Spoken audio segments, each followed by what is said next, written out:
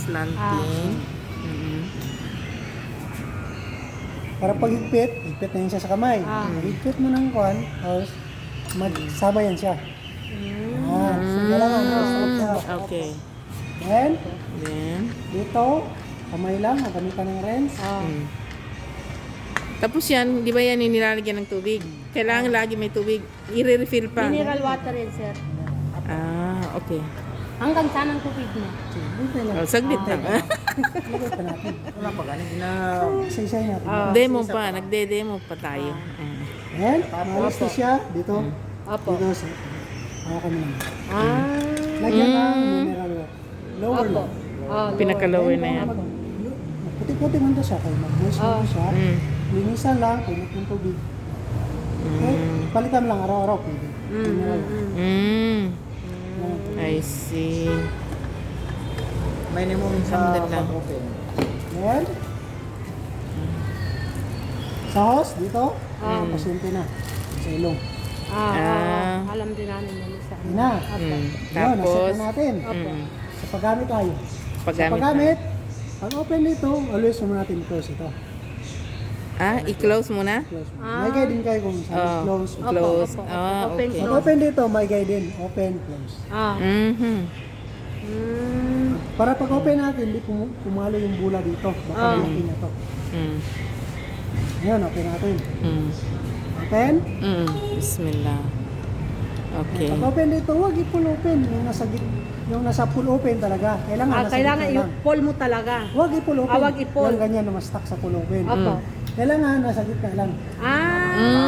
Kalahati lang. Para kung mag-close ka, alam mo saan ka pupunta. Opo. Nandito. Opo. Dito. Yan na. Okay. Yan ang laman ng tangke. Nandito siya. 1,800 PSI. Paggamit, pababa yan siya hanggang sa dulo ng yelo.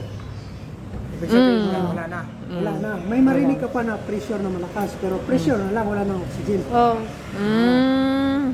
Kapag magpula na, wala na. Tapos pwede siya, halimbawa, sorry ha, pag sa yellow na, gusto namin i-refill na lang para in case na para hindi maubusan. Okay. Okay. Ngayon, Good. ilang liters gamit ang pasyente nyo? Every guhit, liters yan siya. Liters per minute. Oo. Then, ilang yung bigay ng doktor sa inyo, ilang gamit nyo? Halimbawa, yung bigay ng 1, 2, doktor 3, nasa 4. 2 liters. Dito lang. Adjust lang din dito. Adyan, Yung adjust bola, lang. kita lang natin. Yung bola. Nandyan yung One. bola. Yan. 2, 2, 3, kung pataas pa. 4. Ayan siya. I Ayan na yan. see. Kita nyo rin kung may kagay, kabilos.